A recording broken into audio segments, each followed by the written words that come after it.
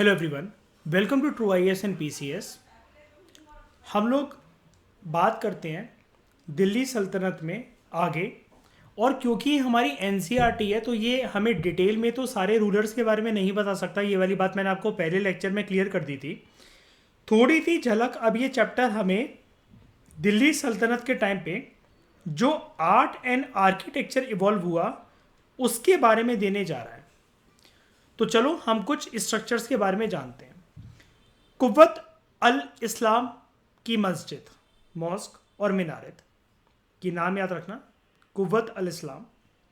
इसको बिल्ड करा गया था during the last decade of the 12th century, 12वीं शताब्दी के अंत वाले डिकेड में। ये एक कॉन्ग्रीगेशनल मॉस्क था। जब भी किसी चीज़ का उद्घाटन होता है एक प्रकार से उसको कहते हैं कॉन्ग्रीगेशन। जब पहली सिटी बिल्ड करी गई थी दिल्ली सुल्तान्स के द्वारा, उसमें मतलब एक प्रकार से सबसे पहला मस्जिद हमें यही देखने को मिलता है। और इसको डिस्क्राइब करा गया है क्रॉनिकल्स में। अलग अलग हिस्टोरियंस ने जो भी अपने इतिहास के पन्नों में इसको डिस्क्राइब करा है एज दिल्ली आयकोना। अगर आप हिस्ट्री में ज़्यादातर एग्जाम्स जो होते हैं ना, स्टेट पीएससी वगैरह, बीपीएससी वगैरह, ये सब वो ज़्यादातर इसी शब्द के दीवाने होते हैं, दिल्ली आयकोना। एक बात मैं आपको बता दूं, यूपीएससी में जितना कम दिल्ली सल्तनत के बारे में, मुगल एम्पायर के बारे में, भक्ति सूफी के बारे में मतलब पूछा जाता है, मैं जितने कम की बात करूँगा, जितने कम क्वेश्चन आपको यूपीएससी में देखने को मिलते हैं ना, उतने ही ज़्यादा अमाउंट के क्वेश्चंस ना आपको स्टेट पीएससी में देखने को मिलते हैं। तो आप इसको उस लिहाज से पढ़ना कि आपको सब कुछ पता होना चाहिए। और मैं ना प्रिम्स को तो पहली बात है देखता भी नहीं हूँ। मेरे दिमाग में ये रहता है चलो भाई प्रीलिम्स तो करके जाना ही है, वो मेरी ड्यूटी है कि मुझे सब कुछ पढ़ना है। अगर एक किताब में सब कुछ दे रखा है तो उस राइटर के नाम से लेकर लास्ट जो उसका गत्ता होगा मुझे सब कुछ पता होना चाहिए उसके बारे में। किताब को ऐसे पढ़ा जाता है। लेकिन मेंस में अगर एक भी क्वेश्चन आ गया ना, तो ऊपर ऊपर से नॉलेज तो हल्की फुल्की हर कोई जानता है, तो इतनी तो हर कोई लिख लेगा कि यूपीएससी का जो मेंस लिख रहा है तो इतनी नॉलेज हर कोई लिख लेगा। लेकिन ठोस फैक्ट्स, ठोस आर्किटेक्चर के नाम, प्रॉपर किसके टाइम पे कंस्ट्रक्शन स्टार्ट हुई, प्रॉपर किसके टाइम पे कंस्ट्रक्शन खत्म हुई, ये कैसे बताओगे? ये कैसे बताओगे? और यही तो वो अपॉर्चुनिटी थी जहां पर लीड ले सकते थे इंटरव्यू कॉल आने की, या फिर अपनी पीडीएफ में डिजायर्ड रैंक में अपना लिस्ट में नाम लाने की। वो अपॉर्चुनिटी मिस कर दी। घुमा फिरा के बात वहीं अटक जाती है ऐसी चीजों में कि दोबारा अटेम्प्ट तो देना ही पड़ेगा। ओल्ड सिटी, इस मस्जिद को बड़ा करा गया था साइज में। मतलब आप ऐसा कह सकते हो कि 4 चांद लगाए गए इल्तुतमिश के द्वारा और अलाउद्दीन खिलजी के द्वारा। और जो मीनार जो बिल्ड करी गई वो 2 सुल्तान ने बिल्ड करी, कुतुबुद्दीन ऐबक और इल्तुतमिश।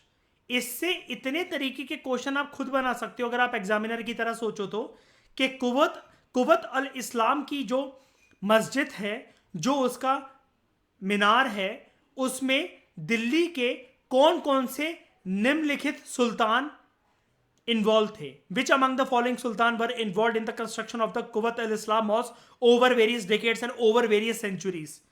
अब वो आपको 7 नाम दे दे और एक ऑप्शन हो जिसमें यही 4 नाम जो है आंसर हो, तो आपको पता तो होना चाहिए ना। इल्तुतमिश, अलाउद्दीन खिलजी, कुतुबुद्दीन ऐबक और हाँ इल्तुतमिश मतलब वही। या फिर क्वेश्चन और बन सकता है कि मीनार को किसने बिल्ड करा कुव्वत अल इस्लाम की मॉस्क के पास। जब ये मॉस्क बनाई गई तो इसका साइज किस किस 2 दिल्ली सुल्तानों ने बढ़ाया, इल्तुतमिश और अलाउद्दीन खिलजी। इल्तुतमिश ने मीनार भी बिल्ड करी थी। इनमें से कौन सा ऐसा दिल्ली सुल्तान था, दिल्ली का सुल्तान था जिसने ना केवल मॉस्क को एनलार्ज करा बल्कि मीनार भी बनवाई? तो उसका आंसर है इल्तुतमिश। अब निकलेगा ये इसी से। और आप सोचोगे कि एग्जाम के बाद अगले साल के लिए मैं कोई स्टैंडर्ड सोर्स उठा लूं बाजार में जाकर, पूनम दलाल दहिया टाइप से कॉम्प्रिहेंसिव बुक, उससे काम नहीं बनेगा। पहले फाउंडेशन तो बिल्ड कर लो। और यार ये जो डायग्राम और ये जो चीजें दे रखी होती है ना, इनकी ना इज्जत करना सीखो आप। इनकी आप बहुत अच्छे से इज्जत करना सीखो। एनसीईआरटी पागल नहीं है। और यूपीएससी जब क्वेश्चन बनाएगा तो उसको ये नजर आएगा कि आधा पेज अगर किसी चीज ने, किसी इंफॉर्मेशन प्लस कलरफुल इमेज ने अगर ऑक्यूपाई करके रखा हुआ है तो भैया उसका एक कोई महत्व है। द मस्जिद। मॉस्क को हम लोग अरेबिक शब्दों में मस्जिद भी बोलते हैं। लिटरली ये एक ऐसी जगह होती है जहां पर मुस्लिम भक्त जो होते हैं वो अल्लाह के सामने झुकते हैं। कॉन्ग्रीगेशनल मॉस्क जो होते हैं जहां पर सब लोग बैठकर नमाज करते हैं, फ्राइडे की जुम्मा की नमाज करते हैं। मस्जिद आए जामी या फिर जामा मस्जिद जिसको कहते हैं, दिल्ली के अंदर है जामा मस्जिद एक। यहां पर मुस्लिम्स अपनी प्रेयर रीड करते हैं, नमाज साथ में। जो मेंबर्स होते हैं उस मस्जिद के जहां पर सब लोग ये नमाज करते हैं वो एक लीडर को चुनते हैं, मेल लीडर जनरली, जो होता है इमाम, ताकि प्रेयर्स को रिसाइट करा जा सके 5 टाइम डेली। और जब प्रेयर होने वाली होती है तो आवाज लगाई जाती है, हर एक नमाज से पहले ना आवाज लगाई जाती है स्पीकर पर, जो कि कोई भी मुसलमान कहीं पर भी हो तो एक्टिविटी अपनी सारी हॉल्ट करके, अगर वो नमाज की स्थिति में बैठ सकता है तो रेडी हो जाए, नहीं तो वो साइलेंस में आ जाए, अपने सारे एक्शंस को मोशन से रेस्ट में ले आए।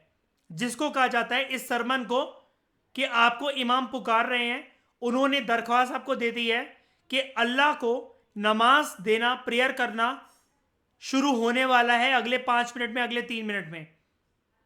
इसको कहते हैं खुतबा। हर नमाज से पहले खुतबा होती है, यानी कि सरमन। जैसे नॉर्मल मैं बात बताऊं, इसको एक रिलेट करके मैं बताता हूं प्यारे तरीके से।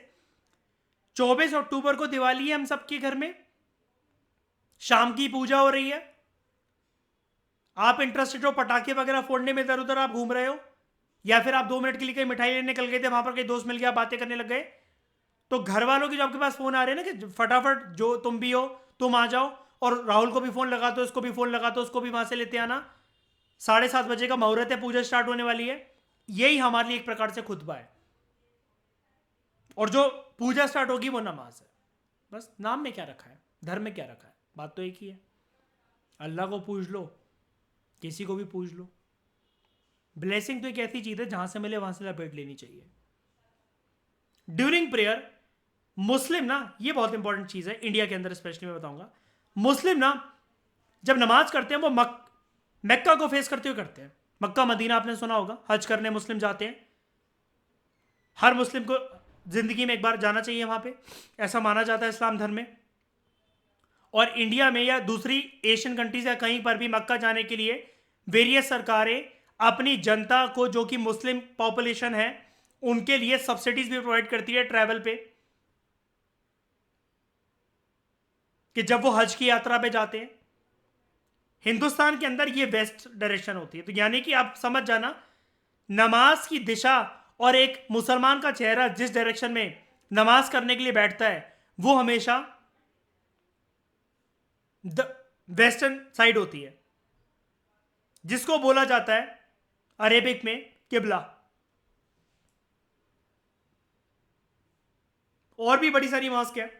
मोहम्मद तुगलक ने एक मॉस्क बनवाई थी, बेगमपुरी मॉस्क। ये मेन मॉस्क थी जहांपना में।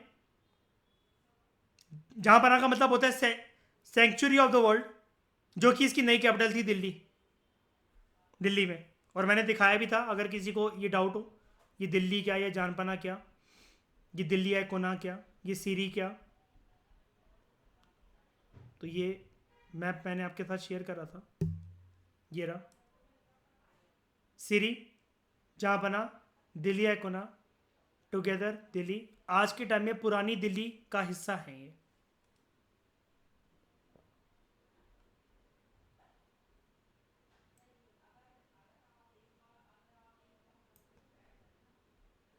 ये आपकी बेगमपुरी मॉस्क।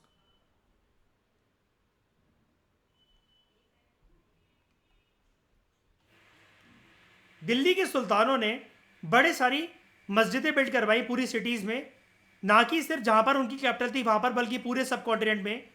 ये डेमोन्स्ट्रेट ये करता है कि ये अपने आप को, ऑब्वियसली बात है, इस्लाम के भक्त थे, फॉलोअर्स थे, तो अपने आप को इस्लाम का प्रोटेक्टर और मुस्लिम्स का प्रोटेक्टर मानते थे, तभी ये मॉस्क मस्जिद वगैरह ये बिल्ड करवाई।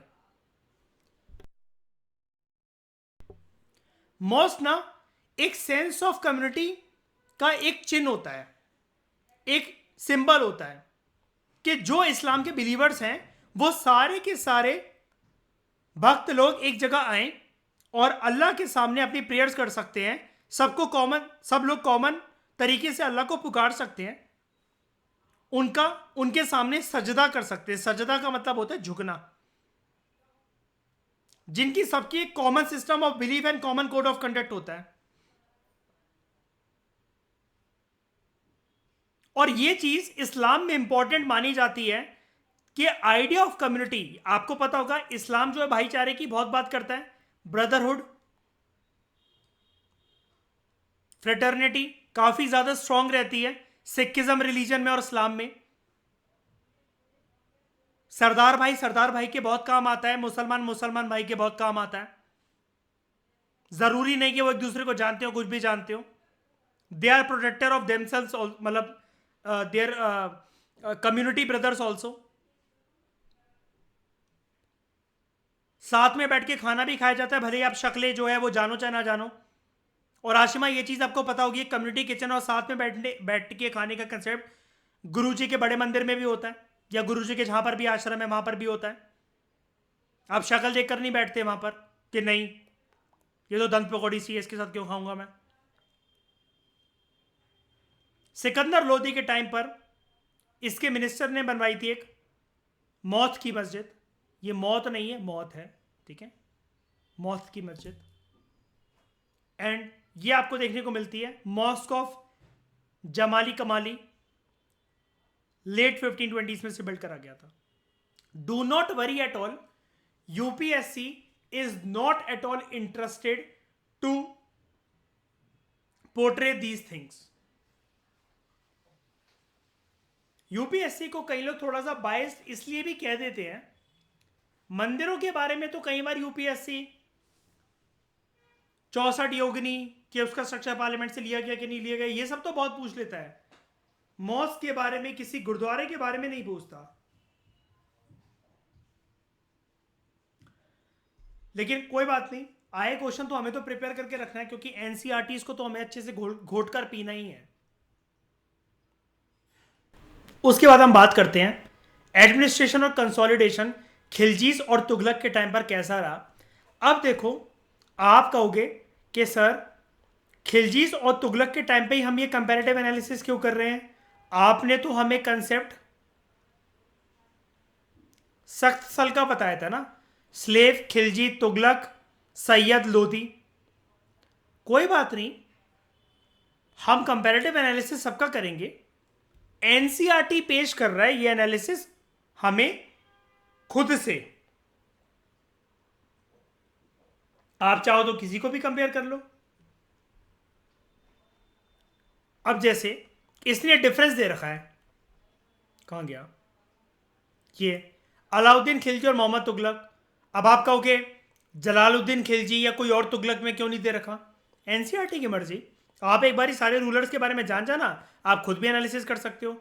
लेकिन मैं एक बात बताऊं, एनसीईआरटी में चीज दे रखी, चलो एज इट इज हम तो लर्न करेंगे, अभी हम डिस्कस भी करेंगे इसे।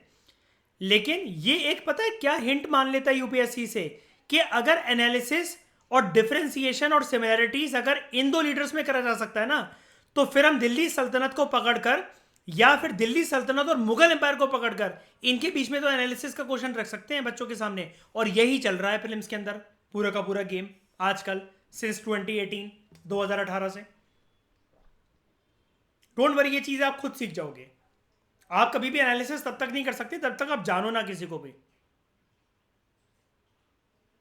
अगर आपको राजू और रानी के बीच में फर्क पता लगाना है कि कितने अच्छे प्रेमी हैं, ताजमहल अगर इनको भेजो तो ये अंधेरे में लिख कर आएंगे कि नहीं आएंगे, हार्ट बनाकर, तीर चलाकर उसके अंदर से कि राजू लव्स रानी और नॉट। तो पहले दोनों के बारे में पता तो होना चाहिए कि राजू कैसा और रानी कैसी है। यही चीज है। तो जानते हैं खिलजी तो तुगलक के टाइम पर एडमिनिस्ट्रेटिव सिस्टम कैसा था। किंगडम की कंसोलिडेशन चलती चली जा रही थी और दिल्ली सल्तनत के जो लीडर्स थे, जो रूलर्स थे, वो अपने किंगडम को वास करते चले जा रहे थे। लेकिन इस चीज के लिए उनको भरोसेमंद गवर्नर और भरोसेमंद एडमिनिस्ट्रेटर भी चाहिए थे, क्योंकि अगर किंगडम एक्सपेंड हो रहा था, फॉर एग्जांपल कोई नॉर्थ वेस्ट रीजन में रह रहा है, कोई दक्षिण में रह रहा है, कब्जा दोनों के ऊपर कर लिया। फॉर एग्जाम्पल अलाउद्दीन ने जैसे कारा पे फतेह हासिल करी, देवगिरी पे फतेह हासिल करी और दिल्ली में बैठा हुआ था। अब रोज रोज जाकर कारा और देवगिरी में तो जाकर नहीं देख सकता ना, तो वहां पर उसको रिलायबल गवर्नर्स और एडमिनिस्ट्रेटर चाहिए। दिल्ली सुल्तानों का एक रवैया हमें यह देखने को मिलता है जब हम उनके एडमिनिस्ट्रेशन की स्टडी करते हैं कि एरिस्टोक्रेट्स, रिच लैंडलॉर्ड्स या फिर चीफ्स को गवर्नर बनाने से बेहतर उन्होंने ये समझा, स्पेशली अर्ली दिल्ली सुल्तान की अगर हम बात करें, जो कि अर्ली ये स्लेव खिलजी और तुगलक के टाइम पर, जैसे इल्तुतमिश स्लेव डायनेस्टी का, इसने फेवर करा, इसने इस चीज को इंपॉर्टेंस दी कि जो स्पेशल स्लेव्स हैं इनको खरीदा जाए मिलिट्री सर्विस के लिए। जैसे जलालुद्दीन खिलजी खरीद कर लाता है ना, जब वो कारा में अलाउद्दीन खिलजी को लेने जाता है, मलिक कफूर को मैंने दिखाया था लास्ट लेक्चर में आपको। और कितना वो एक बार बताओ, वो स्पेशल स्लेव था कि नहीं था, उसका वो रिलायबल था कि नहीं था, बताओ। और उसकी मिलिट्री सर्विस में यूज हुआ कि नहीं हुआ। अब ये वाली बात तुम में से उस जाहिल को, उस हरामखोर को नहीं पता होगी, तुम में से जिसने उस रात को पद्मावत नहीं देखी, जो कि मैंने देखने के लिए कहा था, तो वो हरामखोर नहीं जानता होगा ये वाली बात। बाकी सब अच्छे बच्चे हैं, बाकी हरामखोर नहीं है।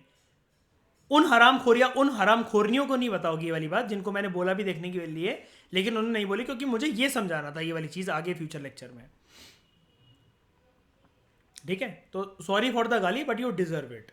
ठीक है, तो इसको हम लोग बोलते हैं बंदगान।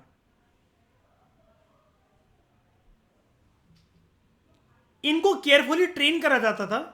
हाँ, इसको अगर वो स्पेशल स्लेव खरीद कर लाया गया है और वो मिलिट्री सर्विस भी दे रहा है, लॉयल तो है लेकिन मिलिट्री सर्विस भी दे रहा है। याद है जब चित्तौड़ पे हमला करने वो जाते हैं, तो वो मलिक कफूर भी होता है। जब वो पहला पैमान बसता है कि यार वो अलाउद्दीन लाखों की सेना लेकर आक्रमण करने आ रहा है चित्तौड़ पर दिल्ली से, है ना। हाँ, ये जो स्लेव थे ना, इनको केयरफुली ट्रेन करा जाता था to man some of the most important political officers in the kingdom. Man का मतलब ये होता है इनको अपॉइंट करा जाता था बहुत इंपॉर्टेंट ऑफिसर्स में किंगडम में। जैसे आपने इस पूरी मूवी में देखा होगा, अलाउद्दीन खिलजी का राइट हैंड रहता है मलिक कफूर। हम लोग क्योंकि हालांकि स्लेव की बात कर रहे हैं, लेकिन एक बार स्लेव का कंसेप्ट अगर यहां से निकाल दिया जाए तो अकबर का राइट हैंड होता है बीरबल। बीरबल खरीदा हुआ स्लेव नहीं था, इसलिए मैंने बोला कि स्लेव के कंसेप्ट को यहां से निकाल दिया जाए।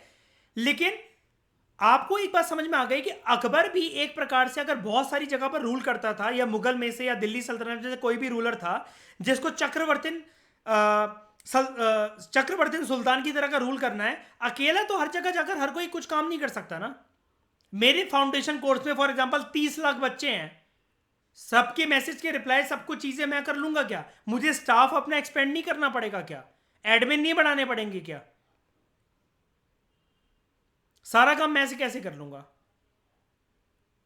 Since they were totally depended upon their master, sultan इन पे ट्रस्ट कर सकता था, उन पे रिलाई कर सकता था, जैसे अलाउद्दीन खिलजी मलिक कफूर पे करता है। और बाद में मलिक कफूर ही सुल्तान बन जाता अलाउद्दीन खिलजी को मार के कुछ टाइम के लिए।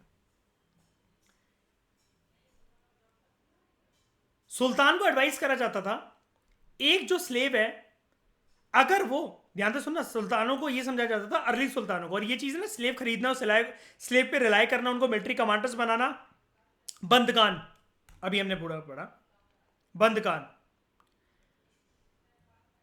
तो इनको ना इनके एडवाइजर्स एक बात पे मशवरा देते थे। क्या कहते थे? देखो मालिक, अगर आप एक स्लेव ऐसा खरीद कर लाते हो जिसको आपने ना पाला पोसा है और जिसको आप ना ट्रेनिंग दो, प्रमोट करो, और अगर आपने जिम्मेदारी ले ली कि मैं लाइफ टाइम इसको देखूंगा, तो वो स्लेव ना आपके लिए एक चमकता हुआ किस्मत का सितारा होगा, जो कि इतना वर्दी होगा और एक्सपीरियंस्ड होगा कि वो आपका राइट हैंड बन सकेगा। ज्ञानी लोगों ने कहा है, मतलब सुल्तानों को समझाया जाता था हिस्टोरियंस के द्वारा, सुल्तान हम आपको एक बात बताना चाहते हैं, ज्ञानी लोग, पुराने लोग, संत महात्मा एक बात बोलकर गए हैं, एक काबिल और एक एक्सपीरियंस्ड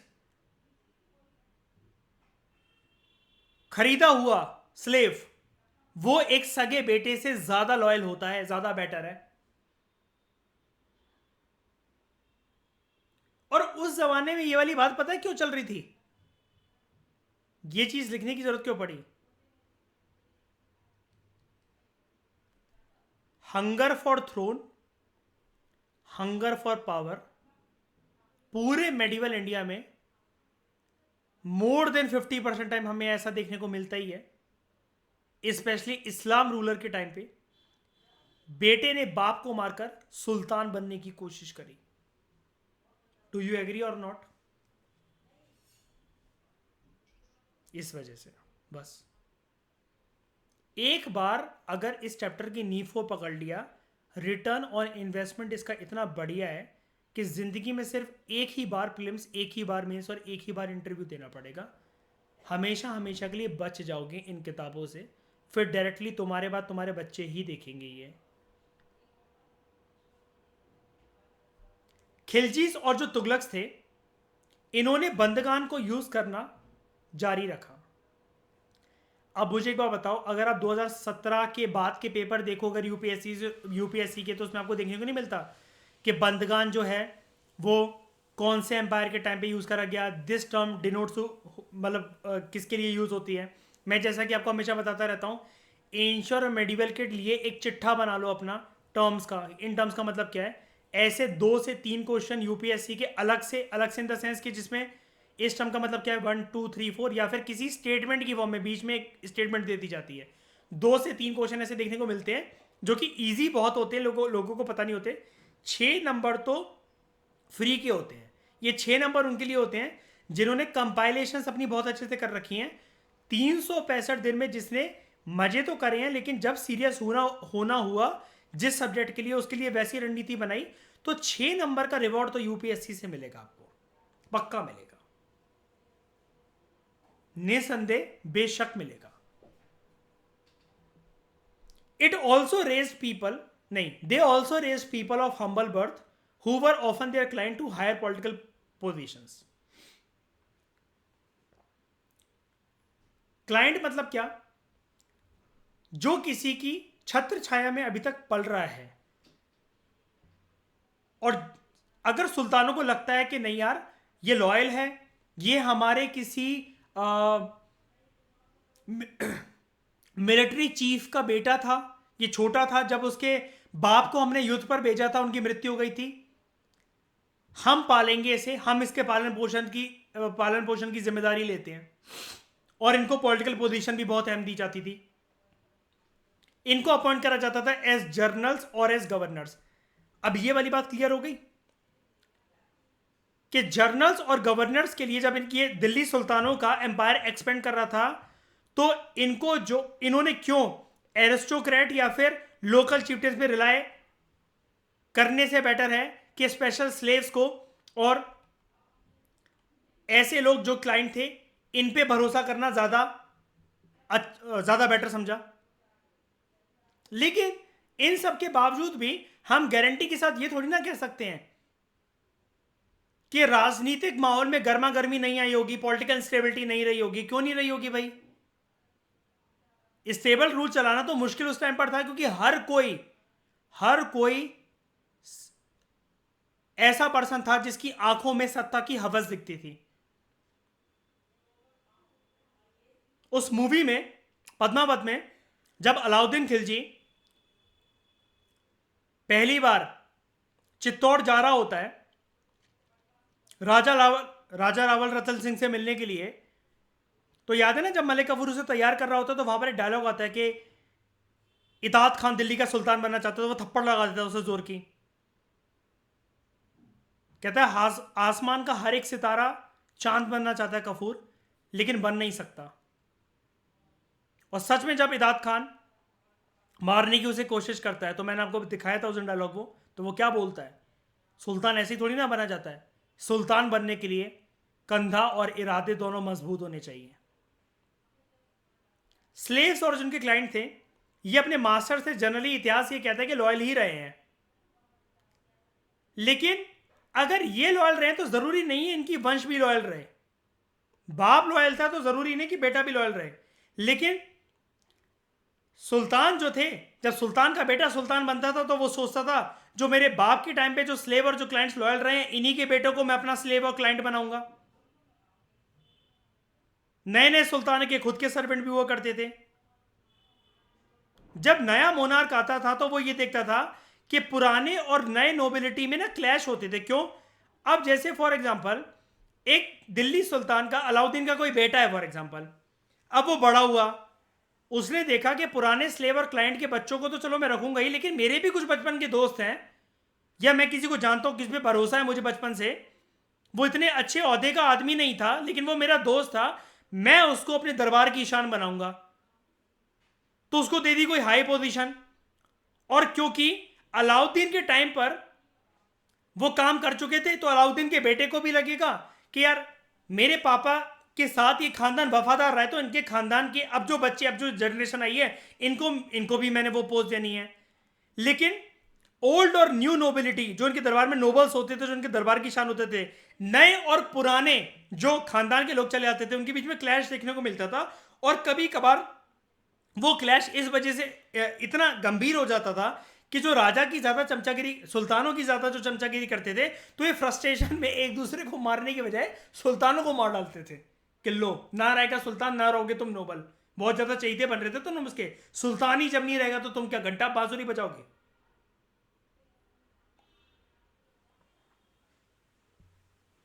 अब सुल्तान मतलब जैसे अलाउद्दीन खिलजी, जलालुद्दीन खिलजी, मोहम्मद तुगलक, इल्तुतमिश, रजिया सुल्तान, जो कि थ्रोन पर आकर बैठे अशप्रीत, और जिन्होंने दिल्ली सल्तनत में से एक डायनेस्टी की स्थापना करी, वो है सुल्तान। जो इनके कोर्ट पोएट्स, कोर्ट हिस्टोरियंस, याद है मैं 12th क्लास में पढ़ा था, क्रॉनिकलर्स, ये सब जो दरबार की शायर, जैसे अकबर के नवरत्न थे, बीरबल काम कर रहा है, कृष्णदेव राय के दरबार में तेनाली रामा काम कर रहा है, अलाउद्दीन खिलजी के दरबार में आमिर खुसरो काम कर रहा है, ये सब नोबल्स हैं। नोबल्स वो लोग कोई भी हो सकता है जो कि मेरे बारे में इतिहास लिख रहा है, मेरे पिताजी के बारे में इतिहास लिख रहा है, मेरे को गाने से मनमोहित कर रहा है, बांसुरी सुना रहा है, एंटरटेन कर रहा है, नाच आना कर रहा है, मेरा मिलिट्री चीफ है, या जो मुझे सलाह दे रहा है कि एम्पायर को एक्सपेंड कैसे करो और खत्म कैसे करो दुश्मनों को। अलाउद्दीन खिलजी जब उसमें ये मूवी में, जब वो क्या नाम होता है उसका, राघव चेतन, जब इसके दरबार में आता है बांसुरी बजाता है, जब ये बुलवाता है मलिक कफूर से उसको, तो उसके कहता ना, हम इस संसार में ऐसा कुछ भी नहीं है जिसको हम छीन नहीं सकते सिर्फ तुम्हारे टैलेंट को छोड़कर। तो अंगूठी उतार कर देता है, आज से तुम हमारे दरबार की शान हो, बस बना दिया उसको नोबल। और फिर उसके साथ देखो, जब वॉर एक्सपीडिशन वगैरह करता है तो घोड़े पे राघव चेतन लगातार कंधे से कंधा मिलाकर उसके साथ होता है, मलिक कफूर और अलाउद्दीन खिलजी के साथ। इसलिए मैंने मूवी देखने को बोला था। ठीक है। अब दिल्ली दिल्ली के सुल्तान जो थे, ऑब्वियसली बात है, अगर कोई वफादार लोग मिल जाएं तो भाई इससे बढ़िया बात उस टाइम पर क्या हो सकती है। क्यों? क्योंकि तख्ता पलट का जमाना चल रहा था। यहां पर तो दिल्ली के सुल्तान अपने सगे औलाद, सगे खून के ऊपर विश्वास नहीं कर सकते थे। अभी जैसे हमने ऊपर पढ़ा, slaves are better than sons. तो अगर इस जमाने में इनको अगर कोई हम्बल लोग, हम्बल पीपल मिल जाते थे ना, कोई लॉयल लोग मिल गए, तो दिल्ली के सुल्तान उन पे अपनी जान तक न्यौछावर कर देते थे कि ये अगर हमारे दरबार की शान है ना, तो हमें ये चीज संभाल कर इसको रखनी है, इस पर्सन को, ये कहीं और जाए ना, क्योंकि ऐसे लोग कोहिनूर का हीरा हैं, ये बहुत मुश्किल से हमें प्राप्त मिले हैं, प्राप्त हुए हैं। लेकिन ये चीज ना, इनका इतना सपोर्ट करना, क्या कहते हैं, ये नोबल्स वगैरह को दिल्ली के सुल्तानों के द्वारा, ये ना जो अमीर लोग थे उनके जमाने के, जो कि पेट्रोनेज देते थे दिल्ली के सुल्तानों को, जब युद्ध हो जाता था तो अपनी सेना वगैरह देते थे, चंदा देते थे, तो और जो टैक्स देते थे, ये चिढ़ जाते थे। और पर्शियन ऑथर जो बड़े सारे हैं जिन्होंने हिस्ट्रीज हम पढ़ चुके हैं, तवारीख का मतलब हिस्ट्रीज जो लिखी, जिन्होंने दिल्ली सुल्तानों के ऊपर, उन्होंने कई सारे दिल्ली के सुल्तानों को इस बात पर क्रिटिसाइज करा कि भैया लॉयल्टी के चक्कर में इन लोगों ने लो जाति के लोगों को, लो कास्ट के लोगों को इन्होंने इतने हाई हाई ऑफिसेस दे डाले। लेकिन भैया दिल्ली के सुल्तानों के सामने उस टाइम पर चुनौती क्या थी, मैं फिर से रिपीट कर रहा हूं, सगा बेटा सगा खून सगा नहीं है।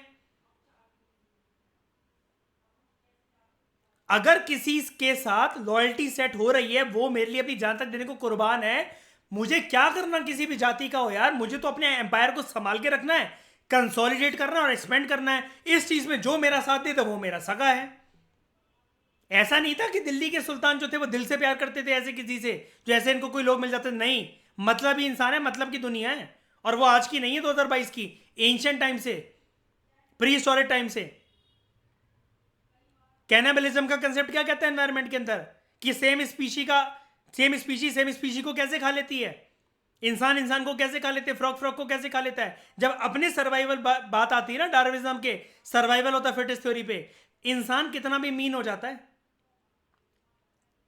सेम दिल्ली के सुल्तानों को इस टाइम पर लग रहा है भैया इससे बेटर कोई ऑप्शन नहीं है, तो वो कर रहे हैं, क्रिटिसाइज कर रहे हैं तो करते रहो, सामने तो लिख नहीं पाओगे, हिस्ट्रीज में तो लिखोगे। और तुम अलाउद्दीन का वो अगेन पिक्चर से डायलॉग तो जानते ही हो, इतिहास क्या कहेगा खुसरोम, और इतिहास वो कहता है उसकी फट जाती है, कहता है इतिहास इसे वक्त का तकाजा कहेगा। सही फरमाया आपने। और फिर वो जस्टिफाई करता है ना, क्या कौन होते हैं, हाँ मंगोल बिल्कुल आउटसाइडर एक्सपीडिशन होता है। ये तो कुछ भी नहीं है, अभी तमिलनाडु की एनसीईआरटी तो आने तो पूरा मंगोल के बारे में, मंगोल का लीडर कौन था, जिसका वो सर लाता है भाले पे रख के, वो कौन था, कौन सी आर्मी थी, ये मैं पूरा बताऊंगा उसके बारे में। मंगोलिया ऐसी वैसी कंट्री नहीं रही है। चंगेज खान का नाम तुमने सुना होगा, जिसको गंगेज खान भी कहते थे, उसका बहुत बड़ा पुतला लगा हुआ है मंगोल में, मोटा सा था लेकिन उसने पूरी दुनिया नचा रखी थी। Officials of sultan Muhammad Tughlaq, सुल्तान मोहम्मद तुगलक ने अपॉइंट करा था आजीज खुम्मर को। ये एक देखना, हाँ मतलब ये वाली जो बात है ना कि लोगों को, लो हैसियत के लोगों को अपॉइंट कर दिया हाई ऑफिसेस में।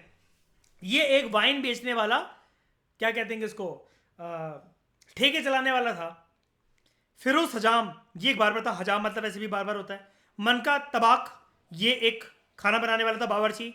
और दो गार्डनर, लादा एंड पीरा, इनको बहुत ऊंची ऊंची पोस्ट देती थी।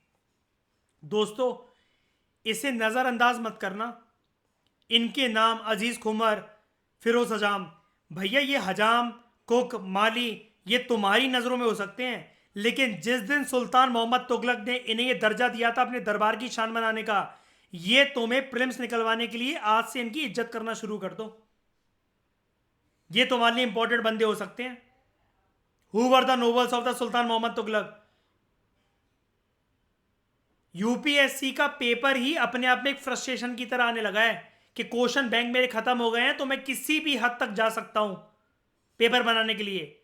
तुम क्या करोगे, पेपर खत्म होने के बाद क्रिटिसाइज ही तो कर लोगे, ये कहता है यूपीएससी का पेपर तो हमसे, जो कि मैं देख पा रहा हूं। 105 नंबर का हमारा टारगेट नहीं है, हमारा टारगेट 150 प्लस मार्क्स है। कि भैया अगर कल को कुछ भी बिगड़ता है करियर में, तो सिर्फ प्रीलिम्स के मार्क्स के बेसिस पर ही इंस्टीट्यूट हमें हायर कर लें, कुछ बैकअप प्लान हो जाए बहुत बढ़िया सा, कि भाई यार 2023-2024 के जब इतना टफ था, लोग ट्रिपल डिजिट कट ऑफ नहीं ला पा रहे थे, आपने 150 टच कर दिया। बिल्कुल पॉसिबल है यार, जरूरी थोड़ी ना उसके लिए 6 अटेम्प्ट लगे। फिर 14th सेंचुरी का क्रॉनिकलर था जियाउद्दीन बरानी। He reported their appointment heads as a sign of the Sultan's loss of political judgment and his incapacity to rule. Ziauddin बरानी एज अ हिस्टोरियन ने सुल्तान मोहम्मद तुगलक के रूल को क्रिटिसाइज करा। यानी कि ये क्वेश्चन भी आ सकता है, सुल्तान मोहम्मद तुगलक के रेन के बारे में कौन से हिस्टोरियन ने लिखा, कौन से क्रॉनिकलर ने लिखा। एक तो आपको आंसर मिल गया जियाउद्दीन बरानी। और इसने क्या बोला, कहता है कि जो सुल्तान ने इनको अपॉइंटमेंट कर दिया, जल्दबाजी में कर दिया, उन्होंने ध्यान से नहीं सोचा समझा परिस्थितियों को। और यह दिखाता है कि भैया तुमने अपने रूल के पैर में खुद ही कुल्हाड़ी मार ली, क्योंकि ऐसे भिखमंगे राह चलते लोगों को इंप्रेस होकर अगर तुम दरबार की शान बनाने लग गए तो कहां टिकेगी दिल्ली सल्तनत, कहां टिकेगा दिल्ली सुल्तान। अब इसका मतलब यहां पर ये क्वेश्चन देखो राइटर काम से एनसीईआरटी का, कि आपको ऐसा क्यों लगता है कि बरानी सुल्तान को क्रिटिसाइज कर रहा है जबकि ये तो हिस्टोरियन था। ये इसलिए क्रिटिसाइज कर रहा है क्योंकि ये भी हाई क्लास और हाई कास्ट के स्टेटस में बिलीव करता है उस जमाने में 14वीं शताब्दी में, तभी तो कर रहा है।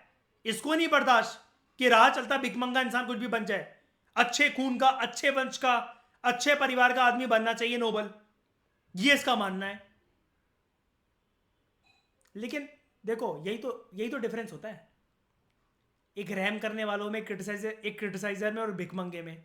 तुम क्या कर पाए? तुम सिर्फ सजेशन ही तो दे सकते हो, लिख ही तो सकते हो। सुल्तान मोहम्मद तुगलक को जो करना था वो कर गया, और तुगलक ने ऐसा है नहीं कि इतिहास में नाम नहीं कमाया। वो अलग बात है कि हमारा लेवल बढ़ने तो एनसीईआरटी का तमिलनाडु का, तब हम पढ़ेंगे कि एक एक सुल्तान की सल्तनत कैसे ध्वस्त हुई, इसका सफाया कैसे हुआ, उसका सफाया कैसे हुआ। कहानी की तरह पढ़ोगे तो एक ही बार में याद हो जाएगा। आगे बात करते हैं। लाइक द कुछ ऊपर तो रहते नहीं क्या?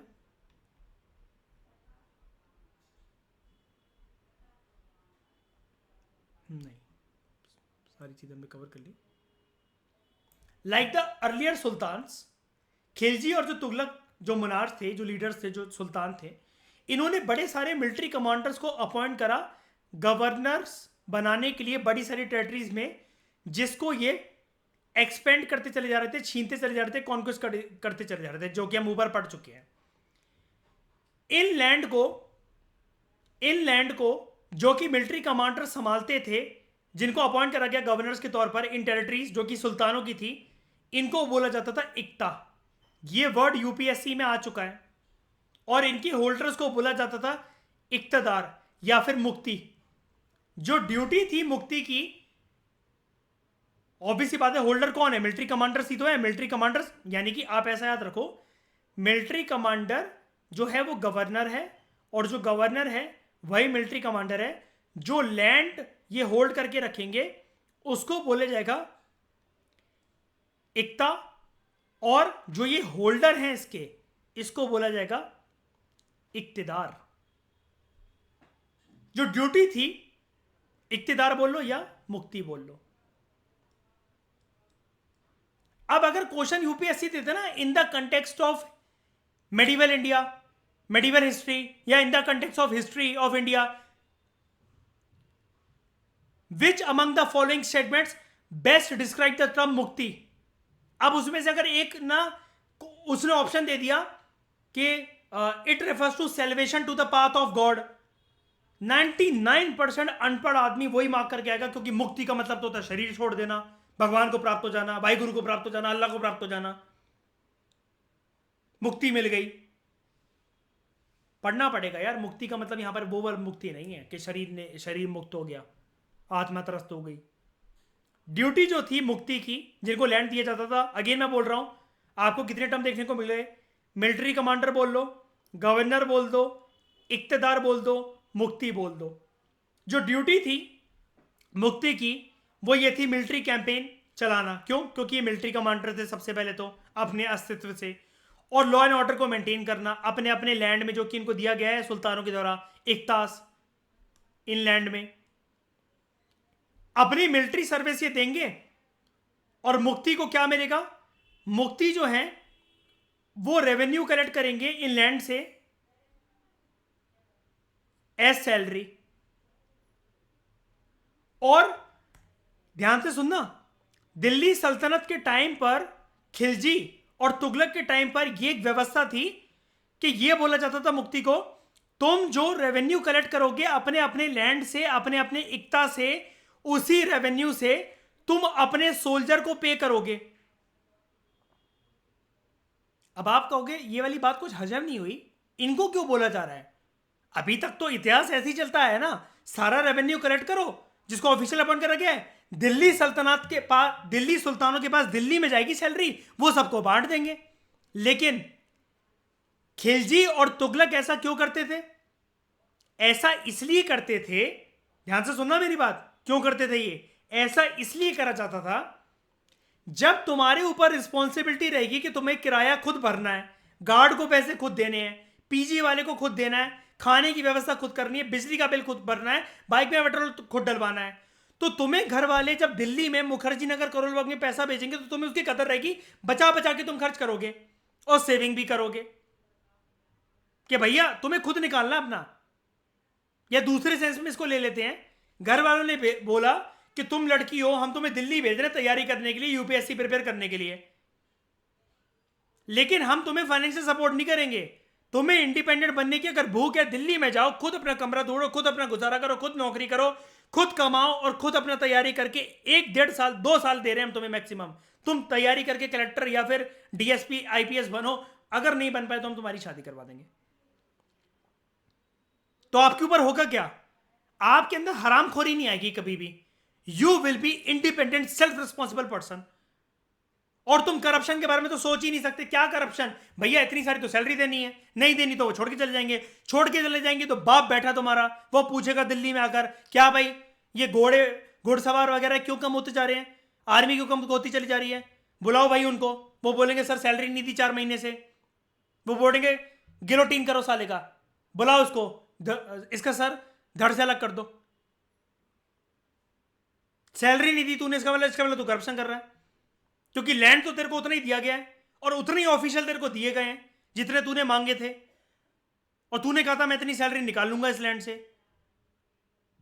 और होगा क्या फिर इसके बाद? एक और चीज बताता हूं और डेप्थ एनालिसिस किसकी लेकर जाता हूं। सैलरी तो चलो ये इक्तदार निकाल लेंगे, लेकिन जो पे करने वाले हैं ना इक्ता से, मतलब मान लो कोई फार्मर है, किसी को पे मतलब जो टैक्स देंगे इक्तदार को, इन गवर्नर्स को, इन मिलिट्री कमांडर्स को, वो भी टाइम पे देंगे। क्यों? दिल्ली का सुल्तान इनकी चमड़ी उतार लेगा, ये टैक्स पेयर्स की चमड़ी उतार लेंगे वरना। तो समझ रहे हो, हर किसी का कंट्रोल हर किसी के ऊपर।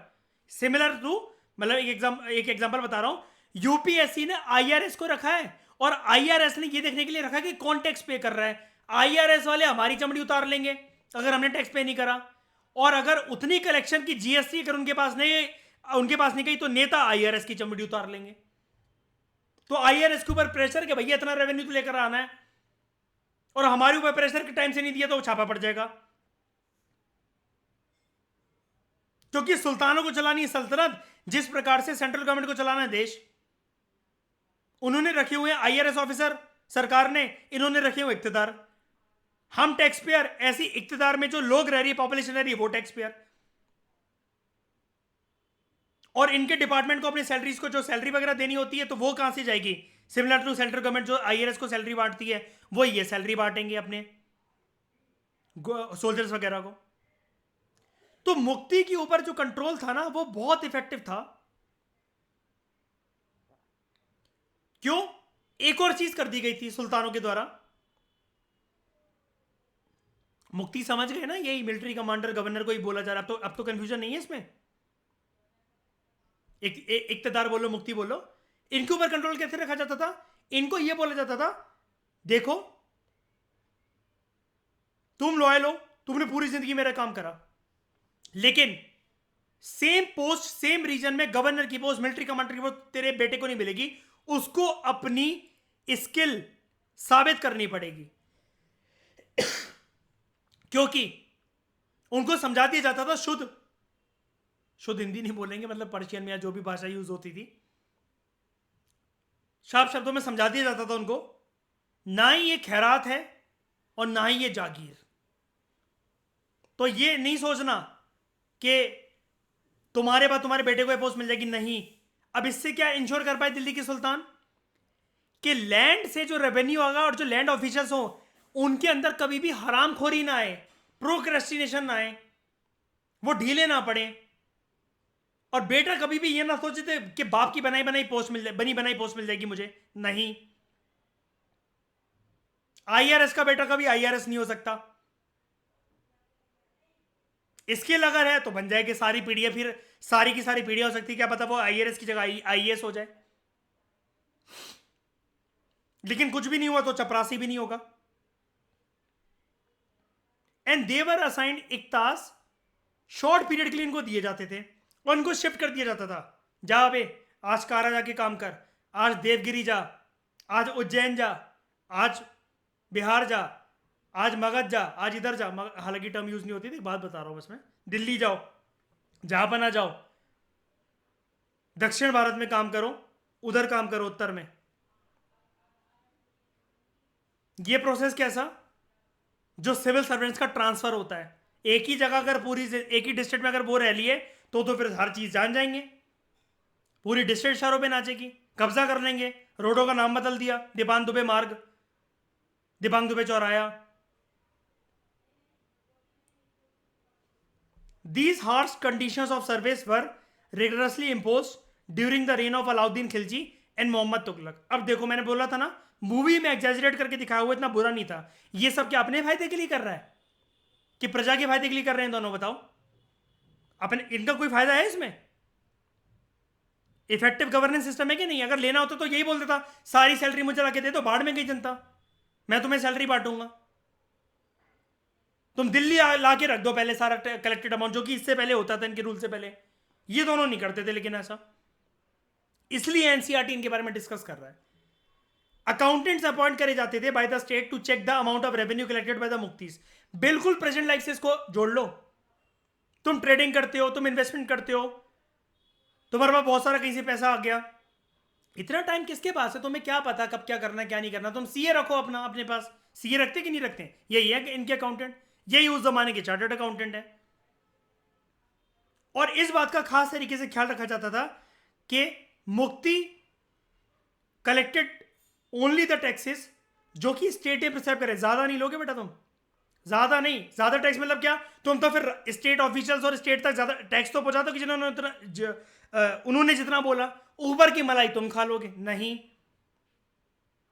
और यही चीज तुम देख लो, जनता को पता होता है बजट आने के बाद किस साल की टैक्स स्लैब कितनी है। अगर हमारी इनकम इतनी तो हमें इतना टैक्स भरना है। कभी घर आके आपके कोई छापा मार के ये नहीं बोल सकता इससे ऊपर का टैक्स दे दो, नहीं। और उतने ही नंबर ऑफ सोल्जर जितने जरूरी हो। दिल्ली के सुल्तान प्रेशर नहीं डालते थे, यानी कि अगर मयूर को लैंड मिल रखा है इतना, ठीक है, और अरुणा के पास जो लैंड है वो है इतना, तो इसको दिए गए अगर 50 सोल्जर तो इसको दिए जाएंगे 15 सोल्जर लैंड के हिसाब से। दोनों के 50-50 नहीं होंगे कि हैसियत ही ना हो अरुणा और मयूर की कि इतना ज्यादा उधर उस अपने इकता से अपने लैंड से टैक्स निकाल पाए। फिर चमड़ी उतारी जाएगी दिल्ली जाकर, कोड़ों से मारा जाएगा लोहे वाले।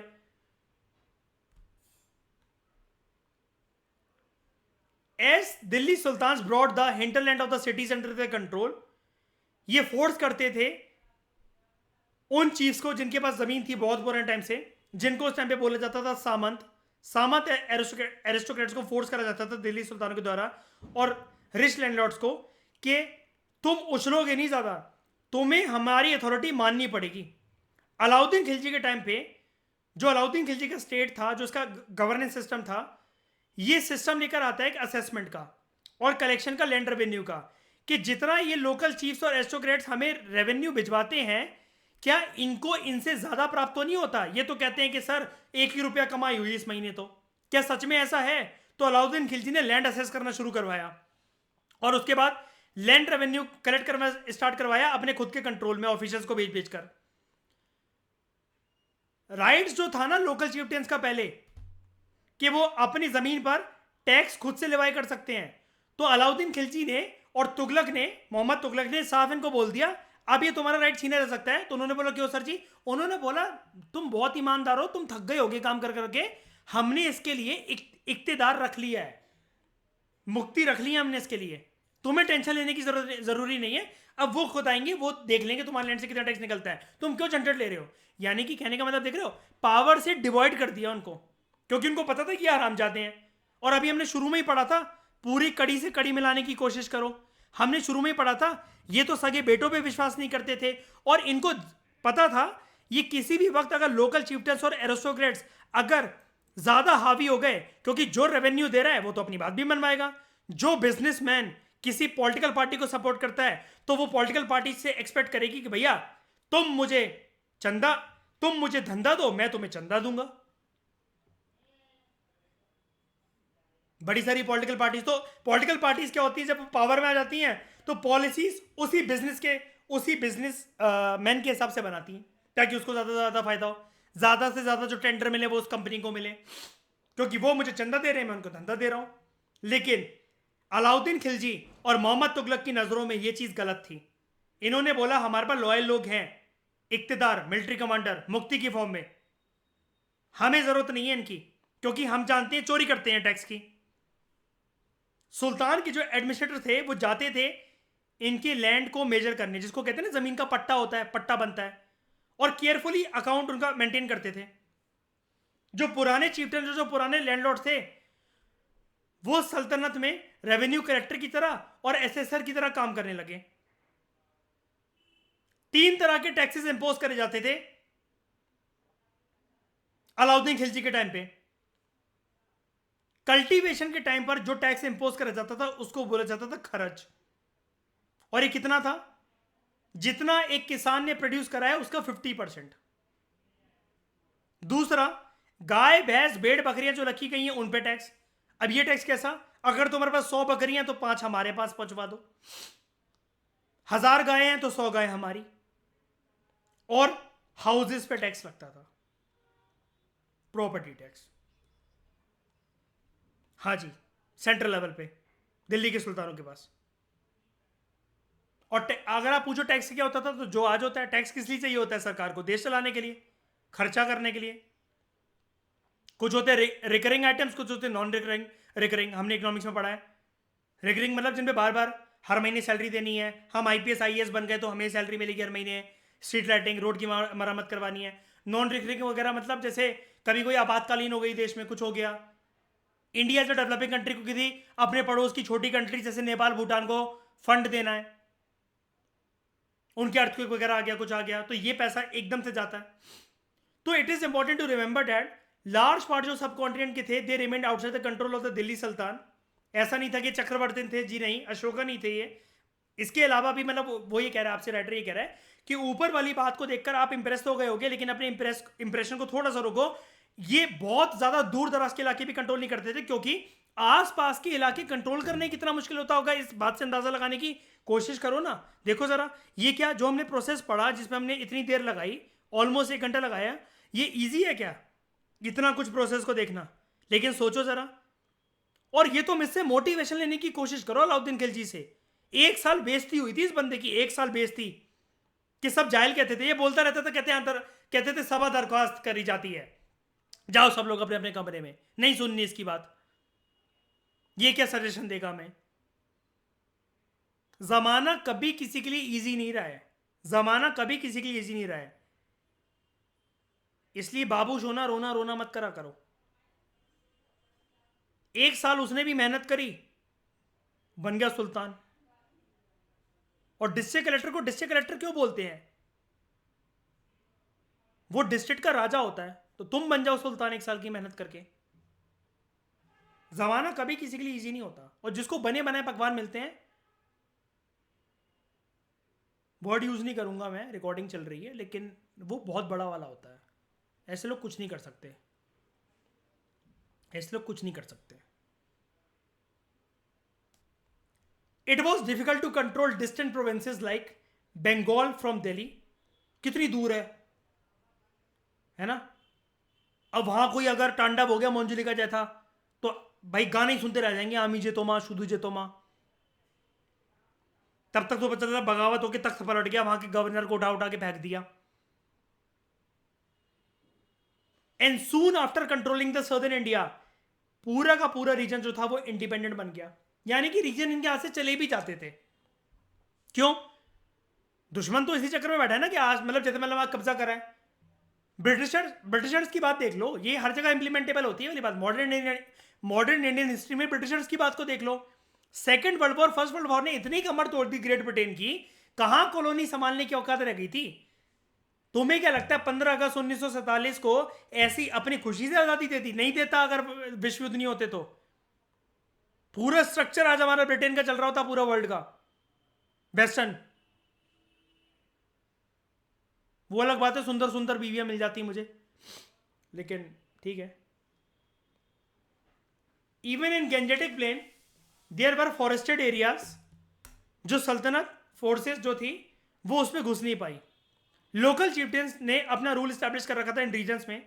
समटाइम्स जो रूलर थे जैसे अलाउद्दीन खिलजी और मोहम्मद तुगलक, वो इन रीजन्स में अपना कंट्रोल तो कर पाए, लेकिन this control was not long lasting. It only state for short duration only.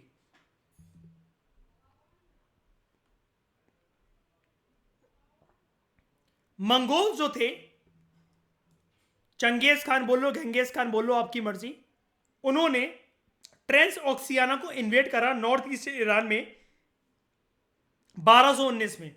आप मुझे इस लेक्चर के बाद ये बताओगे ये ट्रांस ऑक्सियाना क्या होता है. और दिल्ली सल्तनत फेस करने को उनको मिली जब चंगेज खान की फोर्सेस बढ़ती चली आ रही थी. और मंगोल जो थे वो सबसे बड़ा मसला थे दिल्ली सल्तनत के लिए, स्पेशली खिलजी सल्तनत के टाइम पे. और जो विजय प्राप्त करता है इनके ऊपर वो भी खिलजी सल्तनत ही करती है. सबसे ज्यादा नाक में दम भी उनके कर रखा था. और अलाउद्दीन खिलजी, क्या बेहतरीन वॉरियर स्किल्स थी उस बंदे की, जो हरा फेंका मंगोलों को. मंगोलों का जो अटैक था दिल्ली सल्तनत का, वो इंक्रीज हो गया अलाउद्दीन खिलजी के टाइम पे और मोहम्मद तुगलक के टाइम पे. This force the two rulers कि उन्होंने, अच्छा याद रखना है, अब देखो एनसीईआरटी प्रॉपर तरीके से लिखता नहीं है तो ये मेरी रिस्पॉन्सिबिलिटी है तुम लोगों को समझाना. This force the two rulers to mobilise a large standing army. इसको कई बच्चे मेरे फाउंडेशन कोर्स के ऐसे समझ लेते हैं कि ये दोनों एक साथ मिल गए थे और इन दोनों ने अपनी आर्मी मिलाती थी. नहीं भाई, वो अलग जमाने का है, वो अलग जमाने का है. इन दोनों ने कभी नहीं देखा एज सच. कभी ये क्यों मिलाएंगे भाई अपनी आर्मी. ऑर्डर तो हमारा सख्त सल चलता है ना ऐसे. स्लेव जब खत्म हुआ तब खिलजी आई, खिलजी जब खत्म हुआ तब तुगलक आए, तुगलक जब खत्म हुआ तो सैयद, सैयद जब खत्म हुआ तो लोधी, और लोधी लास्ट इब्राहिम लोधी, इब्राहिम लोधी को मारने के बाद बाबर, बाबर के बाद मुगल एम्पायर बन गया. Simple chronology. तो ये एनसीईआरटी ने थोड़ा सा मतलब टोन में, बस मतलब टोन कह लो आप, क्या कह लो इसको यार, सुनने से तो देखो आपको ऐसे लगेगा एक निगाह में, अगर सरसरी निगाह से देखोगे कि this force the two rulers to mobilise a large standing army, क्या आपको लगेगा कि मंगोलों के खिलाफ दोनों साथ में खड़े हो गए होंगे. और पर्सन यहाँ पे नोट्स बना लेता है गलती से. डोंट वरी, उसी के लिए तो मेरे पास आयो. इसलिए मैं ना ये ड्रामेबाजी नहीं करता कि पीपीटी से शॉर्ट में पढ़ाओ वो पढ़ाओ. जब इंसान को अल्टीमेटली पढ़नी ही किताब है तो कभी भी कोई डाउट आएगा तो रिकॉर्डिंग जब देखोगे तो 1000 बार उसको रिवाइज कर सकते हो कि अच्छा इस पॉइंट के यार ये पैराग्राफ समझ में नहीं आ रहा, एक बार क्रॉस चेक कर लूँ क्या, कहीं गलती से नोट्स ना बना लूँ मैं इसके. तो 4 महीने बाद क्या 4 साल बाद भी अगर कोई देखे अगर इसको, तो उसको पता रहेगा कि अच्छा यार मतलब यार ये वाली बात इन्होंने बता दी थी यहाँ पर इस पैराग्राफ को. अच्छा हुआ मैंने ये नोट बना ली, चल मैं इसको साइड से मार्जिन से काट देता हूँ मैं अपने नोट्स में. ये गलत मुझे इंटरप्रिटेशन हो गई थी मुझे कि दोनों रूलर्स ने साथ में खड़े हुए थे मंगोल के. नहीं जी, लेकिन मंगोल इनके लिए एडमिनिस्ट्रेटिव समस्या बहुत ज़्यादा थे. और उस टाइम पर अलाउद्दीन खिलजी के सामने समस्या ये भी थी दोस्तों. क्या समस्या थी. आर्मी उनकी काफ़ी कम थी, बहुत कम थी. मैंने आपको बताया भी था.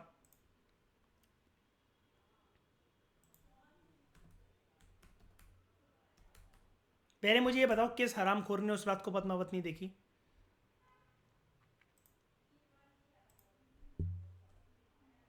जल्दी बताओ.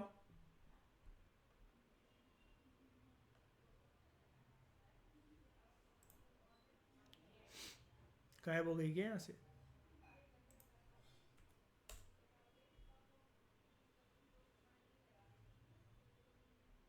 यस, अब लॉस्ट भी हो गई अभी.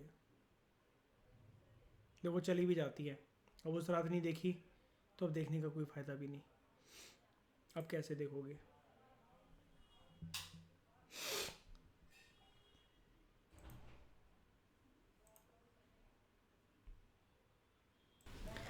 चिफ्टियंस एंड देयर फोर्टिफिकेशंस. फोर्टिफिकेशन आप जानते हो, बड़ी बड़ी दीवारें जिसपे सेना तैनात होती है दुश्मन को देखने के लिए. 14वीं सेंचुरी का एक ट्रैवल जो कि मोरक्को से आया था, आशिमा एंड अशप्रीत. 12वीं क्लास में ट्रैवलर वाले चैप्टर में हमने इसको करा था जब तुम लोग 12वीं में थे, याद है. इब्न बतूता और भी ट्रैवलर्स वाला चैप्टर हमने करा था पूरा का पूरा, है ना. तो अब वो टाइम आ गया तुम्हारे सामने कि मैंने बोला था कि 12वीं क्लास की पढ़ो चाहे ना पढ़ो, छोटी क्लास की भी पढ़ लो तब भी क्लियर हो जाएगा से क्वेश्चन. इब्न बतूता 14वीं सेंचुरी का ट्रैवल था जो कि मोरक्को से आया था, अफ्रीका से. और ये एक्सप्लेन करता है that chieftains sometimes they fortified themselves in mountains. खुद माउंटेन्स में जाकर रहते थे, बड़े बड़े पहाड़ों के बीच में. इन रॉकी अनइवन एंड रट प्लेसेस, कभी कभार बैम्बू ग्रुप्स के अंदर भी। इंडिया में बैम्बू इतनी ज़्यादा गहरी नहीं होती, it is big, its several parts for so intertwined कि कभी कभार आग भी अगर वहां पर लग जाए तो उसको अफेक्ट नहीं कर सकती, और ये बहुत स्ट्रांग होती हैं बैम्बू स्टिक्स। जो लोकल चीफ थे वो इन जंगलों में रहते थे, जो कि एक प्रकार से उनको नेचुरल प्रोटेक्शन देती थी ये बैम्बू की दीवारें, और ये अगर वो पहाड़ों पर रह रहे हैं तो अपने भेड़ बकरियों के साथ और अपने क्रॉप के साथ वो खुश थे, उनको पानी वगैरह भी मिल जाता था, और रेन वाटर को वो कलेक्ट करना चाहते थे। तो इसलिए इनको पावरफुल आर्मीज के द्वारा हराया नहीं जा सकता था, क्योंकि जंगलों में भागने की छुपने के रास्ते बहुत ज्यादा होते हैं। गोरिल्ला वॉरफेयर भी आप कर सकते हो, एंड आई होप आप सब लोग जानते हो कि गोरिल्ला वॉरफेयर क्या होता है। छुप छुप के आप आओ, एक बार अटैक करके निकल गए, फिर छुप गए जंगल का, क्योंकि आप जानते हो रास्ता, वो बाकी सब नहीं जानते हैं।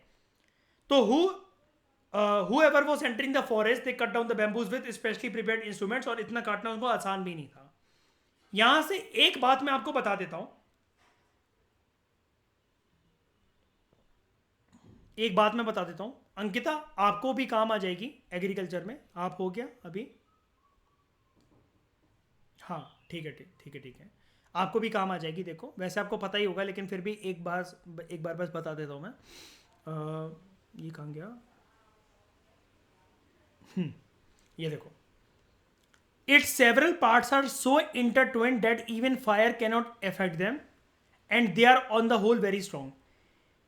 मैं एक बात बताऊं, जहां तक मेरी साइकोलॉजी कहती है, ये वाली लाइन ना कभी भी उठाकर किसी क्वेश्चन में आ जाएगी, और यूपीएससी पूछ लेगा कि इनमें से कौन सा क्रॉप है। और यूपीएससी आजकल ये करता है, 4 ऑप्शन दे देता है, चावल, गेहूं, दाल, फलाना दाल, ये। और लोगों को लगता है ये ना करंट अफेयर का क्वेश्चन है, अगर उसमें जीआई टैग लिखा हो उस क्वेश्चन में। लोगों को लगता है ज्योग्राफी का क्वेश्चन है, अगर क्रॉप दे रखा हो तो ये यहां से उठा के आ जाएगा। और 99.99% मूर्ख यही सोचेंगे कि ज्योग्राफी का क्वेश्चन बनकर आ गया है, कि आपको पूछ लेंगे which among the following vegetation can be best describe which has several parts has intertwined and even fire can not affect its vegetation coverage.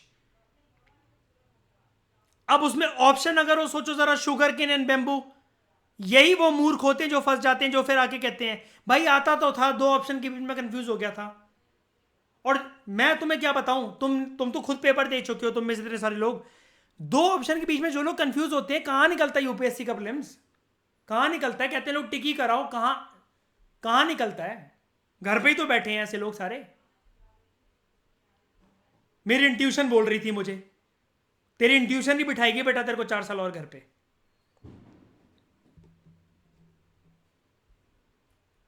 Next lecture में हम बात करेंगे अलाउद्दीन खिलजी और मोहम्मद तुगलक के बीच में क्या सिमिलरिटीज और डिफरेंसेस थे इनके administration and as a ruler में, कहाँ इन्होंने कब्जा करा, क्या नहीं करा, सारी बातें हम जानेंगे। Thank you very much for discussion.